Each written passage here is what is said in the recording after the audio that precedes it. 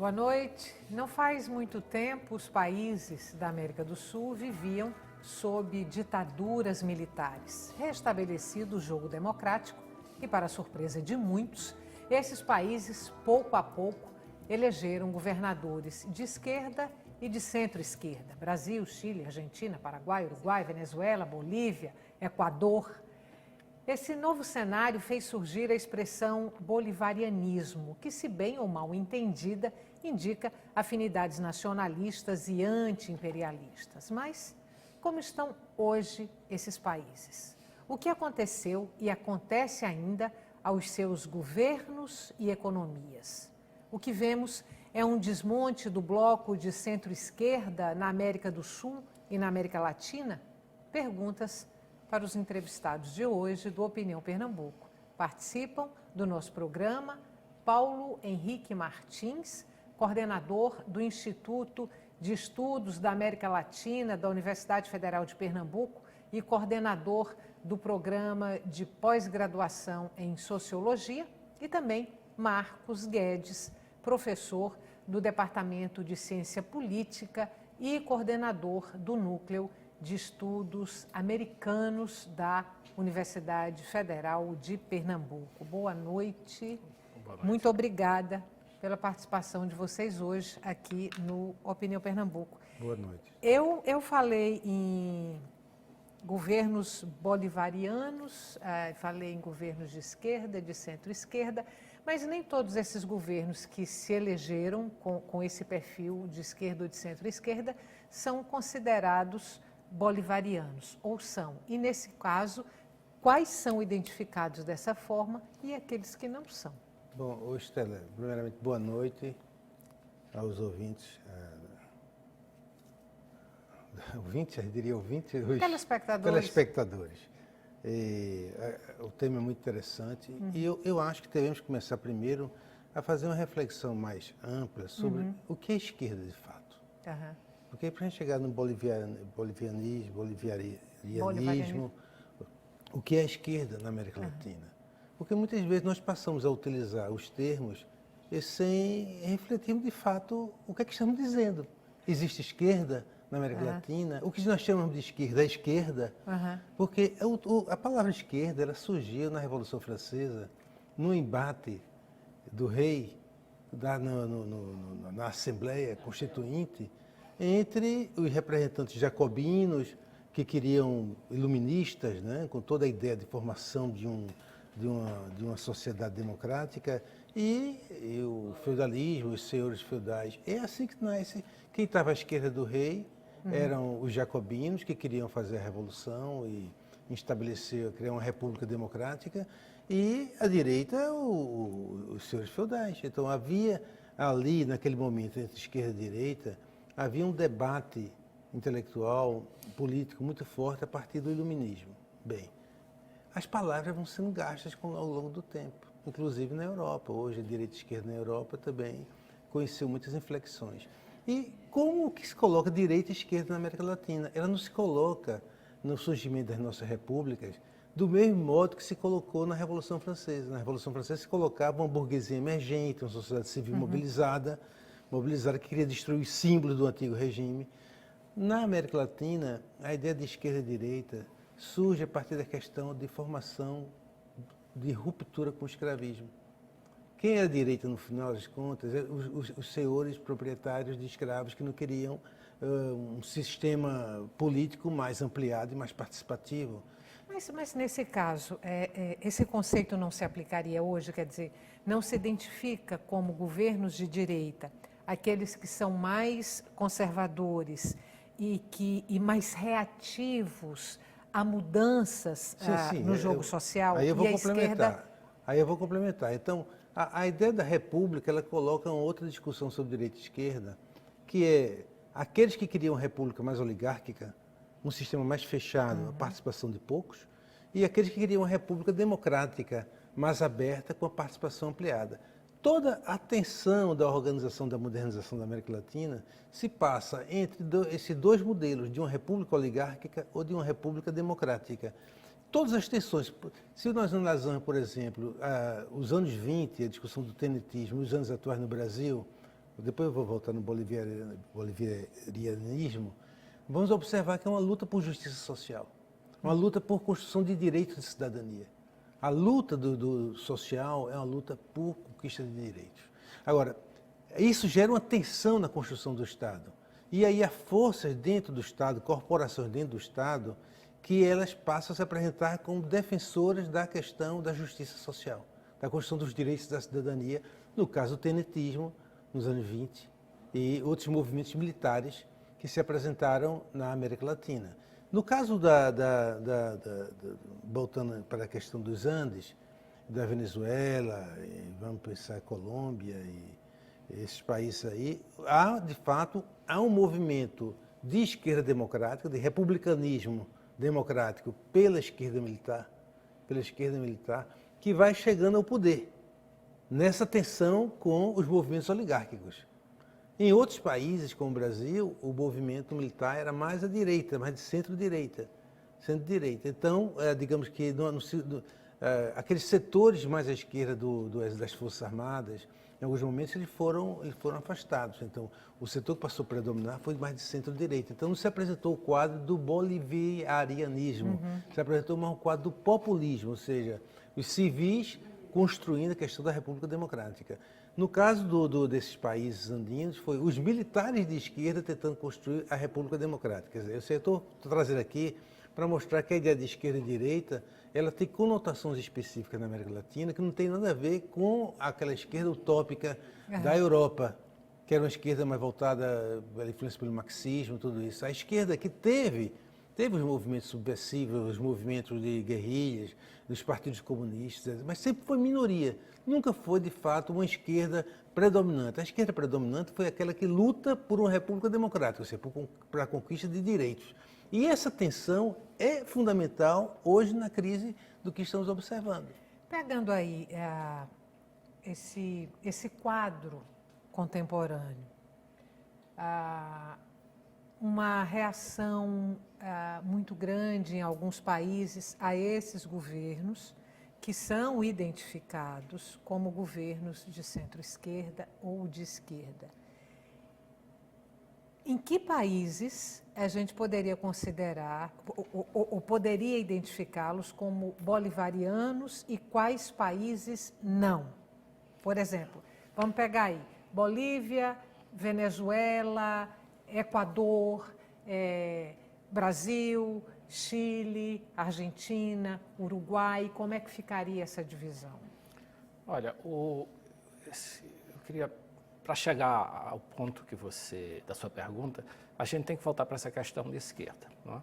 Acho que o conceito de esquerda ele é muito subjetivo. Não é? Eu estou de acordo com o que Paulo está dizendo, mas se você toma esse conceito, você tem que admitir que os militares na América Latina, mesmo os que defenderam regimes autoritários, por exemplo, a Revolução de 30, a ditadura de Vargas, eram de esquerda. Não é? E não é à toa que Vargas é considerado um nome de esquerda, por incrível que pareça. Né? Foi um ditador, perseguiu pessoas, etc. Em algum momento da vida dele se aliou ao nazifascismo, não é? Mas acabou entrando na guerra ao lado dos Estados Unidos, mas é um nome de esquerda e muito importante, talvez a grande referência no Brasil. Quando se fala hoje das metas, talvez, do ex-presidente Lula, seria bater as metas de Vargas. Né? Mas voltando, puxando isso para as últimas 2 décadas.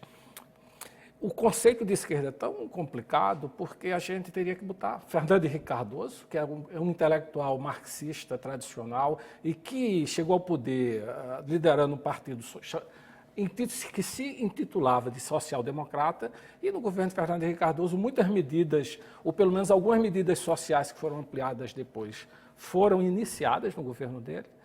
Há governos como o governo do falecido Chaves, que é um governo de uma tradição militarista, centralizada, de uma tradição caudilista, não é? Do caudilho tradicional, mas com discurso social, de esquerda, etc., até uma tradição, eu acho, mais social-democrata, talvez no Chile e no Uruguai, com elementos que poderia lembrar a situação europeia. Mas eu acho que isso não é um bloco. Eu acho que para a gente entender melhor, a gente teria que separar. Eu botaria o caso da Venezuela num canto. Eu acho que o caso da Bolívia é bem diferente. Eu acho que a Bolívia elegeu... A gente poderia talvez analisar separadamente cada um desses países, o que está acontecendo em cada um desses países. Por exemplo, a Venezuela passa por um momento dificílimo, economicamente muito fragilizada. Por outro lado, você pega a Bolívia, um país muito pobre, de uma instabilidade política imensa até alguns anos atrás, até Evo Morales assumir o poder, e que vai, economicamente falando, muito bem, obrigada. Talvez seja o melhor resultado econômico de todos esses países de uns anos para cá e que se elegeram sob algumas bandeiras que não podem ser consideradas como bandeiras da direita. Então, o que explica a situação da Venezuela e o que explica a situação da Bolívia? Perfeito. A Venezuela, o Chávez foi um militar, chamado militar de esquerda.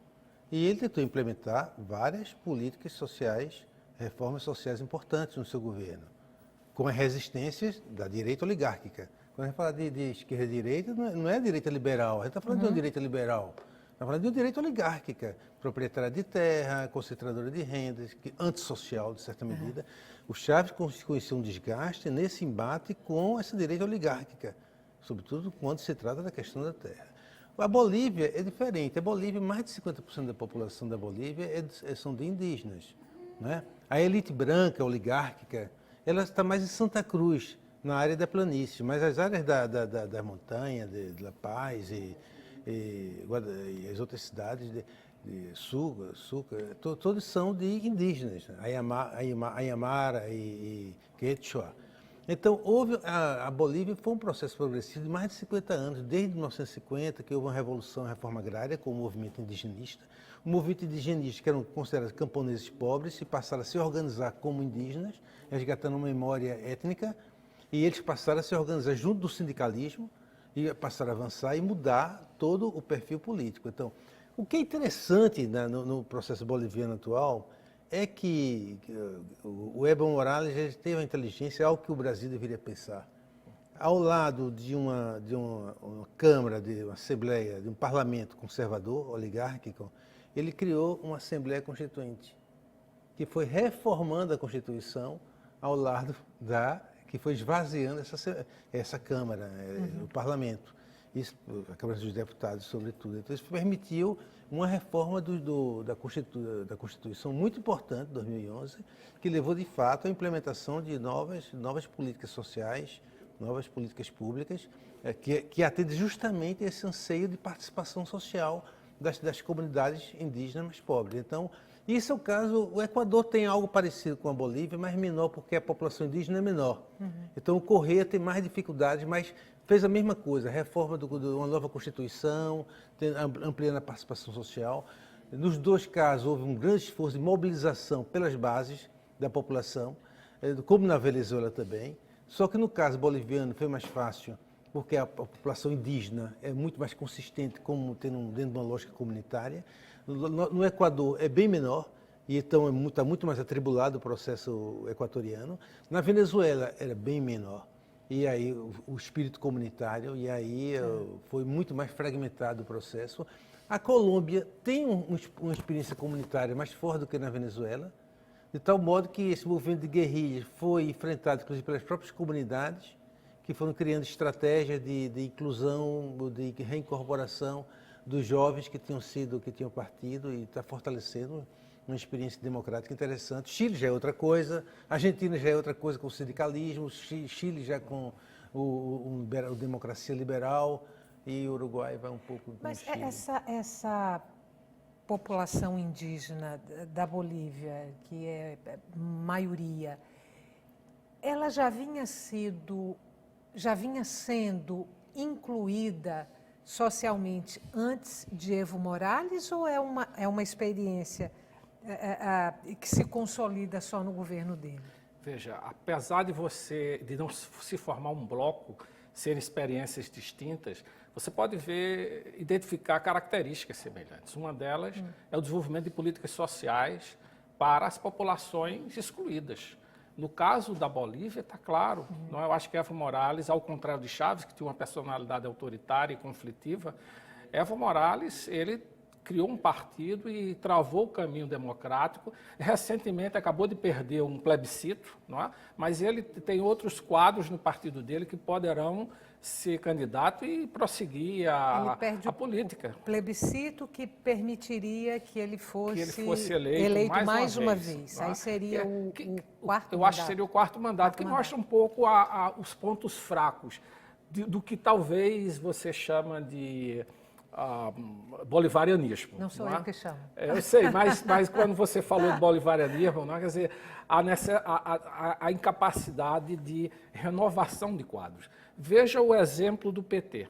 Totalmente diferente da Bolívia. O PT surgiu do movimento operário, da fábrica, não é? Foi feito um partido dos trabalhadores que tem uma característica inovadora de um partido moderno, etc. Mas o processo político fez com que o poder se concentrasse quase que na mão de Lula. Não é? Nas últimas 2 eleições, foram 2 ou 3 pessoas que decidiram quem seria o candidato do partido do PT ou do PSDB. E isso, de certa forma, causa um forte retrocesso e uma série de frustrações. Na Venezuela, aparentemente, está claro que sem Chávez, o regime que ele montou está sendo já desmontado. Não é? Eu acho que talvez o caso mais inteligente seja do Uruguai, que o Mujica, que está vindo aqui para o Brasil fazer mais uma palestra, não é? Lá na UNILA, ele soube cumprir seus 2 mandatos e passou para o outro membro do partido, não é? E a coisa. Essas são experiências bem diferentes, mas há um aprendizado nisso. Não? No caso, ainda vou voltar para a Bolívia, e já que você está falando, professor, o senhor falou aí em sucessões e tal. No caso da Bolívia, ainda, Evo Morales vai no 3º mandato, perdeu o plebiscito que permitiria uma nova eleição. A economia do país vai muito bem, com um PIB aí superior a 5%. Ele tem um sucessor, quer dizer, ele preparou outras pessoas para que essas pessoas pudessem continuar esse trabalho? E uma outra pergunta, o povo boliviano sai dessa experiência com Evo Morales, esses anos de governo Evo Morales, politizado ou não? Ou personalismo, se a gente puder também considerar Evo Morales como personalista, impede essa experiência da politização? Então, veja bem, eu queria retomar uma coisa. Em 1950 houve um grande movimento, uma reforma agrária importante. E houve a mudança de mentalidade. Isso é uma coisa importante, que vale para todos os países. Assim, um povo que era considerado camponês, pobre, incompetente, ele passa a se transformar... Deixa eu lhe interromper. Pois não. Só porque eu vou ter que chamar um intervalo, e eu sei que essa não será uma resposta simples e curta. A gente faz um intervalo e volta. Daqui a pouquinho, o nosso intervalo é curto, você já sabe, e o tema de hoje do Opinião Pernambuco são os governos sul-americanos, aí com um perfil de esquerda ou de centro-esquerda. A gente volta já.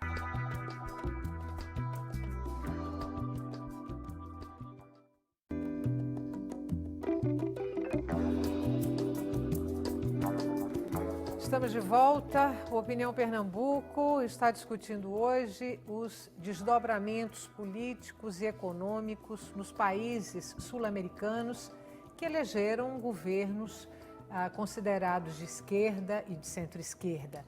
Participam do nosso programa Paulo Henrique Martins, coordenador do Instituto de Estudos da América Latina da Universidade Federal de Pernambuco e coordenador do programa de pós-graduação em Sociologia, E também Marcos Guedes, professor do Departamento de Ciência Política e coordenador do Núcleo de Estudos Americanos da Universidade Federal de Pernambuco. Professor, eu lhe interrompi no bloco passado, exatamente quando o senhor ia responder uma pergunta que eu tinha feito a respeito do povo boliviano sair ou não politizado dessa experiência com Evo Morales, ou se ele era um personalista, e também se ele preparou um sucessor, já que ele não poderá concorrer a um quarto mandato. O mais interessante no caso boliviano é que as mudanças sociais em curso desde os anos 50, com a reforma agrária, não se restringiram a mobilizações na rua. Houve uma participação efetiva das comunidades a partir do plano local, regional, departamental e nacional, que mudou a estrutura do sistema político. Não dá para se imaginar hoje a organização do Estado boliviano, do sistema político boliviano, sem a presença das comunidades indígenas. Elas estão presentes, não só como atores de mobilização, mas como atores que estão construindo a política. Isso é que muda. Isso é que muda fundamentalmente. No Brasil, ou na Argentina, ou no Chile, você tem grandes mobilizações de massa, mas que não tem canais de participação efetivo na construção das decisões políticas. Quer dizer, que hoje, na Bolívia, isso é um fato. Hoje, qualquer presidente possa ver uma oligarquia de Santa Cruz que não pode desconsiderar a força hoje do movimento indígena e das comunidades populares dentro do sistema político boliviano. Por isso que o EBO aparece como uma representação da comunidade aimara, que é a comunidade mais politizada dentro do sistema. Agora, você pergunta-se sobre a sucessão. Bom, e antes da sucessão, uma coisa.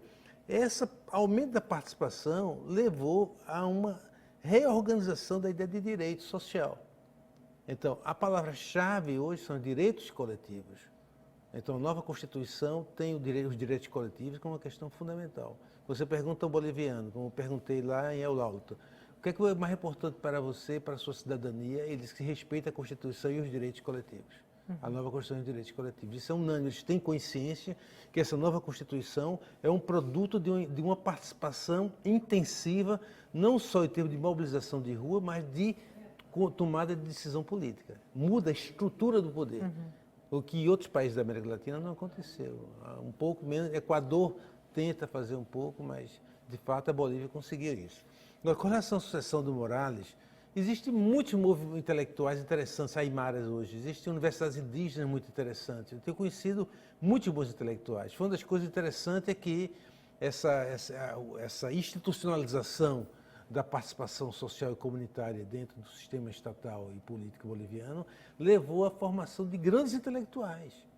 O Bautista, tem muitos intelectuais interessantes que estão por aí viajando e representam esse espírito da comunidade aimara da ideia do bem viver, a ideologia, a utopia do bem viver, como sendo uma utopia comunitária, a relação do homem com a natureza, esse reencontro, toda uma filosofia aimara de reconstrução da relação do homem com a natureza, com o meio ambiente, que é super importante, com a Mãe Terra, né?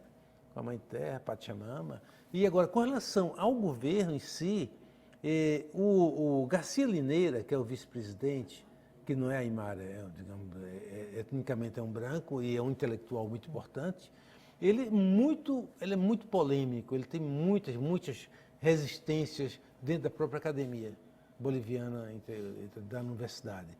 Mas, ao mesmo tempo, é um grande estrategista, ele foi fundamental para tudo que o Evo fez até agora. Agora, de fato, não existe, eu não consigo ver, entre esses intelectuais bolivianos, nem no Garcia Lineira, de fato, o sucessor legítimo ideal para o Evo Morales. De tal modo que o próprio Evo sente a necessidade de tentar se apresentar sua candidatura, como Chávez também tentava, por não encontrar um sucessor adequado. Isso é o problema boliviano. Aí, é como digo, quer dizer, há um problema da sucessão, mas há um problema de uma mudança da estrutura de poder do sistema político, que de fato é algo original.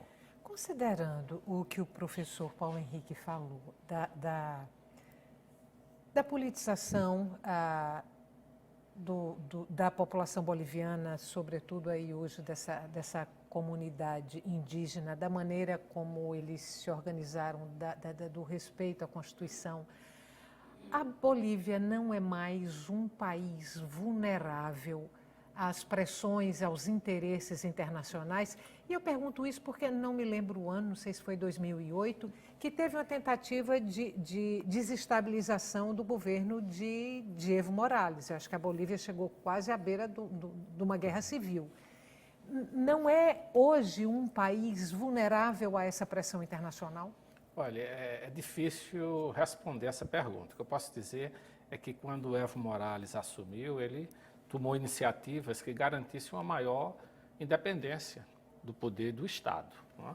Ele ousadamente nacionalizou as propriedades as empresas que trabalhavam com recursos naturais, inclusive da Petrobras e da Espanha. E a Espanha era o principal interesse europeu na região e houve muito conflito e atrito em função disso. Eu me lembro que, na época, alguns setores políticos brasileiros queriam até que o governo brasileiro mandasse tropas, não é? Mas isso não passou de discurso político. Ele tomou uma iniciativa para começar a construir o Estado. E essa coisa da população predominantemente indígena é muito importante. Você vai olhar nos oficiais militares, são todos índios, certo? Quer dizer, há uma maior, em princípio, há uma maior identidade. Eu acho que até das últimas coisas que eu vi de Morales foi o trabalho de reforma das instituições militares, dando mais poder, estrutura, etc., no sentido de que elas se tornassem mais profissionais. Quer dizer, talvez se a gente fosse falar em uma revolução de esquerda ou uma revolução bolivariana, talvez um dia fosse revolução moraliana, não é? De Evo Morales, porque o termo bolivariano foi criado mais por Chaves, não é? Para congregar um grupo mais radical ao seu favor e, de certa forma, hoje esse movimento não existe mais. Cabe ver o que é que vai acontecer com Evo Morales, não é? Com o partido dele. Os setores estratégicos da economia boliviana estão nacionalizados? Sobretudo é o gás. O gás é central. Agora, tem a questão da influência externa, ela depende muito de como ela é traduzida politicamente. Por exemplo, um elemento fundamental na eleição do Evo Morales em 2002. Foi a Guerra da Água 2001. Tem até um filme interessante com aquele ator Gael Garcia Marques. Acho que é. Barney, né? Que é sobre a Guerra das Águas, o conflito das águas, que é o seguinte, que o governo da época estava tentando privatizar e nacionalizar todas as fontes de água. E houve uma reação em cadeia das comunidades indígenas que diziam uma coisa muito simples. Ora, a água já estava aqui nessa terra à nossa disposição antes de nós chegarmos aqui. Como agora o governo está querendo nacionalizar e passar para as empresas estrangeiras a exploração das águas, que não são nem nossas, são da Mãe Terra, de Pachamama. Como é que se pode acontecer isso? Então, isso é uma coincidência política, veja bem, é uma tradução do ponto de vista de uma linguagem simbólica indígena, mas com alto teor de reação política e que impediu o governo de fazer a nacionalização e a internacionalização, nesse caso, da água boliviana. Uma dúvida minha agora, ele se elege pela primeira vez... Em 2002, né? 2002 não é a primeira tentativa, ele se candidata e não se elege, e se elege mais na frente? Ele está há três no terceiro mandato, 4 anos, 4, 8, 12, né? Então ele vai no terceiro mandato que 2004, vai até... Então seria 2004. O terceiro mandato vai até 2020. Então foi... Eu acho que 2002 é a primeira vez que ele tenta e não é eleito, se elege depois, um pouco mais na frente, ali perto de 2005. Voltando para a sua pergunta sobre a liderança se constrói. Se eu voltar a esse tempo, você vai ver o que é que se dizia de Evo Morales. Era um índio, não é? Era um homem ignorante, era um cocaleiro, ele foi visto como um marginal, um traficante, não é? Mas aos poucos a construção da liderança política se deu e Logo, ele tomou, a visão que se teve de Evo Morales foi outra totalmente diferente. Quer dizer, um partido político forte, ele permite que surjam as lideranças, não é? Que mesmo dentro da comunidade indígena lá, uma mulher, um líder local, comece a ganhar importância e uma certa visão e respeitabilidade. E aparentemente isso não tem acontecido. Não é? Um segundo ponto, é isso que Paulo Henrique está chamando a atenção, que é a filosofia indígena. Isso é muito importante. Eu acho que há uma tentativa de renovar a maneira com que a América Latina olha para o mundo. Eu acho que a Bolívia não é um pouco vanguarda nisso, não é um pouco vanguarda quando aborda temas importantes a nível global, mas nessa perspectiva de como a comunidade local veria. Agora, tem um terceiro ponto que eu vou citar brevemente, que é um grande risco. Se a Bolívia perdeu sua saída para o mar em guerras com Chile, praticamente com Chile, eles estão num processo de recuperar uma saída para o mar, mas na América Latina ainda existe uma visão muito tradicional de que ter um território é importante que eu tenha um espaço, não é? Que é o que gerou o conflito no passado. Não? Se isso não for adequadamente administrado com o Chile e com o Peru, eu acho que essa experiência toda que nós estamos falando aqui, de Evo Morales, ela pode sofrer um grande impacto negativo. Não? A gente pode considerar que os governos aí de Evo Morales são falo os governos porque ele vai no terceiro mandato, essa é a experiência mais bem-sucedida nesse quadro sul-americano ou latino-americano, esses governos que se elegem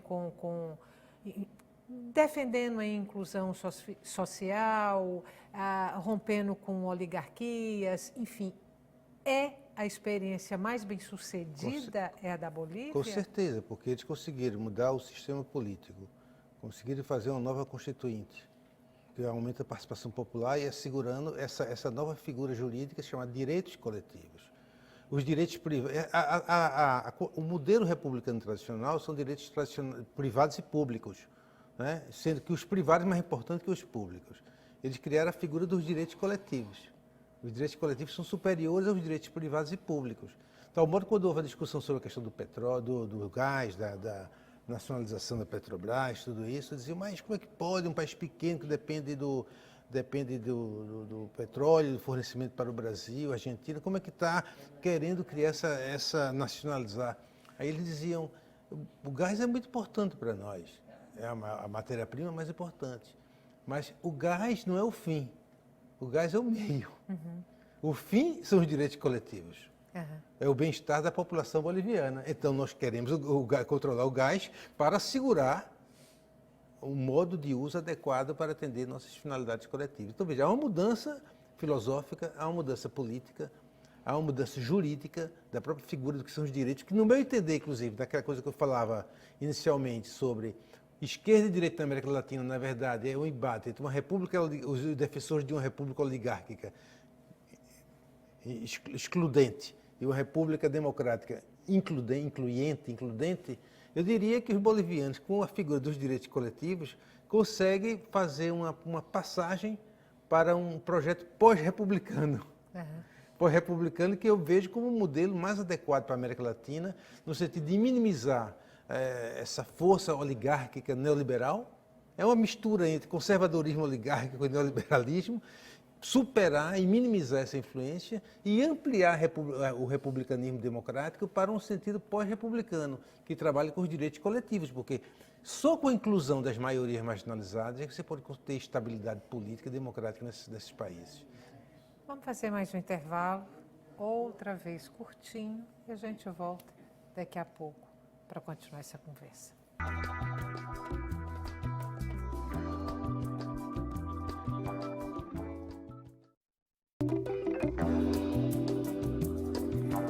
Estamos de volta para o terceiro e último bloco do Opinião Pernambuco. O nosso programa discute hoje a situação dos países sul-americanos que elegeram governos de esquerda e de centro-esquerda. Participam Paulo Henrique Martins, coordenador do Instituto de Estudos da América Latina da Universidade Federal de Pernambuco, também professor do programa de pós-graduação em Sociologia.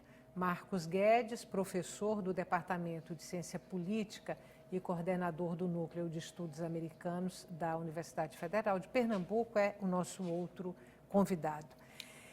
A gente falou muito na Bolívia, discutimos bastante aí essa experiência boliviana e para não virar um programa sobre a Bolívia, embora eu acho que a gente não tenha conseguido esgotar os assuntos relacionados a essa experiência, eu queria propor a gente falar um pouquinho então de outros países como a Argentina, por exemplo, que voltou agora para um governo mais conservador, mais à direita. E aí, eu vou falar para vocês uma coisa que eu li sobre o comportamento do eleitor argentino, para que vocês comentem e discordem, se for o caso. Mas é mais ou menos o seguinte: a classe média, a classe média argentina, quando ela é penalizada por governos de direita e que ela empobrece, ela vota num governo de esquerda. Esse governo, restabelecendo o poder econômico da classe média, a classe média começa a pensar que faz parte das oligarquias argentinas e volta a votar na direita. É assim, e é isso que, de alguma forma, explica o que aconteceu agora na última eleição presidencial na Argentina? Veja bem, a Argentina tem algumas coisas parecidas com o Brasil, a força do sindicalismo. Agora, eu acho que no Brasil o sindicalismo mais operário, centrado em São Paulo, foi mais atuante. Na Argentina, essa força sindical é mais aberta, mais diluída, mas eles têm uma grande capacidade nos bairros de mobilização. Outra coisa que na Argentina tem próximo do Brasil é a força das oligarquias agrárias. Uhum. Às vezes, em Buenos Aires, você pensa que está, com todo respeito aos amigos argentinos, uma grande fazenda. Tá o clima, a carne, é isso, é aquilo, toda aquela cultura agrária bem presente. Por outro lado, eles têm a tradição do populismo de esquerda é muito mais atuante que no Brasil. O populismo de esquerda no Brasil teve no Vargas, mais recentemente com o Lula também, mas eles têm um populismo de esquerda que vem desde Perón e que se mantém. E que é um peronismo com um sentimento, algo populista, nacionalista, que ele penetra em várias camadas sociais, populares, das classes médias, sobretudo. Penso que a Kirchner, o casal Kirchner, tentou resgatar esse peronismo para um projeto mais à esquerda, enfrentando os banqueiros, com políticas sociais de promoção, e avançaram em várias direções. Esse sempre foi o perfil do casal? Ou lá para trás eles tinham um perfil um pouco mais conservador? Com certeza, do ele que foi governador, ele foi governador de província, né? Antes tudo era mais conservador. Mas digo, depois que sente o clima dessa mobilização da cultura, é mais do que uma questão partidária. O peronismo é uma cultura. É uma cultura de poder. É uma cultura de poder que tem esse germe do nacionalismo, tem esse germe do heroísmo, do caráter, da peculiaridade de uma Argentina um pouco heróica. E isso acompanha um pouco, algo meio estético e político, a política argentina, a forma de organização do poder na Argentina.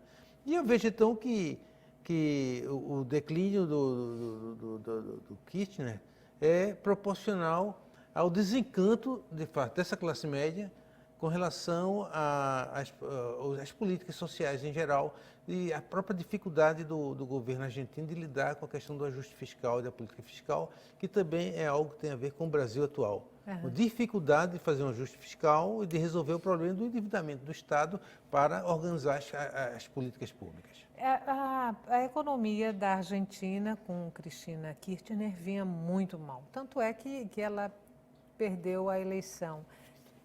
Boas perspectivas a partir de agora ou a inflação lá na Argentina está fora de controle? Quer dizer, tem aumentos exorbitantes da ordem de 300%, 500% em fornecimento de energia elétrica, de não sei o quê, uma greve geral que já... Eu acho que a gente, em termos econômicos, eu diria que todos esses governos de esquerda, de certa forma, não conseguiram tirar a região da dependência dos recursos naturais. A gente falou agora do gás, da carne, do petróleo na Venezuela. De uma certa forma, o Brasil ficou muito dependente. Eu acho que parte do governo de Lula, do sucesso do governo de Lula, dependeu da aliança que ele fez com o agrobusiness no Brasil. Não é? Uhum. E essa dificuldade, esse insucesso, eu diria um insucesso, fez com que a crise internacional que chegou, que reduziu drasticamente o preço dos commodities e dos recursos naturais, tivesse um impacto enorme. Eu acho que qualquer governo, de direita ou de esquerda, iria ser afetado por esse processo. Não é? Agora, eu acho que um problema mais grave é a ausência de uma proposta de continuidade, seja, como nós havíamos falado antes, de indivíduos e de lideranças dentro desses governos, desses partidos de esquerda, não é? A imagem do líder carismático, do líder populista dominando o partido como um todo, seja a incapacidade dos partidos de oposição de desenhar uma proposta de avanço, mesmo que seja uma proposta que envolva elementos do que a gente chamaria de neoliberalismo, como privatização, etc. Não é? Eu sempre achei que o governo brasileiro foi longe demais com a questão do petróleo. Eu acho que o petróleo a prospecção do petróleo é um empreendimento de altíssimo risco e altíssimo custo, e é importante que você tenha parceiros. Eu acho que o importante não é que você esteja sozinho, é que você tenha controle sobre o processo. Não é? Já que você falou em petróleo, em dependência econômica desses recursos naturais, foi o que derrotou a Venezuela, quer dizer, foi o que quebrou a Venezuela, essa dependência do petróleo. Aí quando o preço do petróleo cai e fica ali estagnado, congelado, foi isso que fraturou a Venezuela? Chávez jamais conseguiu impor um certo consenso amplo a favor dele. Se você olhar todo o período que ele ficou no poder, sempre foi um período que se falava em conflito, em golpe, etc., contra ele, a favor dele. Né? E agora, o consenso, a fragilidade do consenso dele dependia muito do uso desses recursos como subsídios sociais. Não é? Hoje a gente está vendo que, pelo menos é a minha visão, que boa parte dos recursos, a Venezuela usou boa parte desses recursos em bens de consumo necessários para a população comer, vamos dizer assim, mas faltou um pouco de investimento para que gerasse um processo interno econômico. Eu acho que... Isso é uma coisa interessante, assim, que todos os governos de esquerda não souberam reverter a tendência ao fortalecimento de uma economia primária exportadora, de minerais, petróleo, bens agrícolas, todos, Brasil, Argentina, Chile, Venezuela, Peru, todos. Então não houve assim uma clareza, algo que a CEPAL, a Comissão Econômica para a América Latina, teve com Celso Furtado nos anos 40, a necessidade da industrialização, que havia dessa substituição de importações e industrialização, e um Estado que pudesse apoiar políticas econômicas para a formação de um mercado interior. Para mim, parece uma grande ideia naquela época, e que, de certa forma, os governos mais recentes, talvez pelo comodismo, talvez até eu diria o seguinte, pela descoberta que, ao chegar ao poder central, não se muda a sociedade, e que tem que se lidar com o pacto de poder estabelecido, no qual as elites agrárias e financeiras são muito poderosas. E aí, para ter que fazer acordos, e esses acordos significaram o fortalecimento desse setor agroexportador, que hoje é fundamental para a América Latina. Analisar as transações do Brasil com a China, você vê que o Brasil é exportador de commodity e importador de bens industrializados, de manufaturas. A Bolívia tem condição de pluralizar a economia dela? Essa é a grande dificuldade da Bolívia, né? Agora, os setores primários, as comunidades locais, elas tentam criar áreas agrícolas para a produção de bens diversificados, mas claro que eles são muito dependentes de qualquer coisa, açúcar, sal, esses bens de consumo doméstico. Quando eu estava lá uma época, tinha faltado açúcar. Pronto, isso foi uma catástrofe, a imprensa, a televisão, as pessoas na rua, que estava faltando açúcar. Então, eles têm muita dependência dos bens que vêm do Brasil, do Peru, da Argentina, para equilibrar o consumo interior. A gente está no finalzinho do programa, uma última pergunta. A Venezuela, a Bolívia e eu acho que o Equador tiveram tentativas de golpe. Esses golpes não vingaram, quer dizer, esses governos não foram destituídos. O que impediu a vitória dessa oposição oligárquica? O que garantiu a permanência desses governos e depois num quadro de estabilidade? Eu acho que hoje tirando a questão da estabilidade política é muito importante. De certa forma, ela está associada aos programas que alguns desses governos tiveram. No caso da Venezuela, está claro que tanto o governo chavista quanto a oposição quer mudar, mas sabe que o custo de um conflito armado, de uma guerra civil, é enorme em todos os sentidos, né? Eu entendo, eu imagino que essas mudanças só ocorrerão de uma maneira mais graduais e esses conflitos de rua e demonstrações fazem parte disso. Tem ocorrido tendências também para dar o que se chama de golpe branco, não é? Muitas pessoas acham, também é a minha opinião, que em um determinado momento que a oposição no Brasil levantou a questão do impeachment do governo, muito nessa perspectiva, sem uma visão, ou sem uma prova, ou sem um argumento mais sólido. E eu acho também que esses processos eles estão sob controle. Eu acho que talvez isso seja uma inovação, que a gente possa dizer que a democracia na região ela ainda carece de uma certa fragilidade, mas já existe um certo consenso em termos de alguns elementos de que ela tem uma certa estabilidade, né? Do caso de todos esses países, seria terrível que governos autoritários, totalitários ou governos militares voltassem ao poder. Era jogar o país, era como você jogar os computadores fora e a gente voltar todo mundo para a época da máquina de escrever. Muito obrigada, acabou o nosso tempo. Para você que está em casa, muito obrigada pela companhia até agora e o Opinião Pernambuco volta amanhã.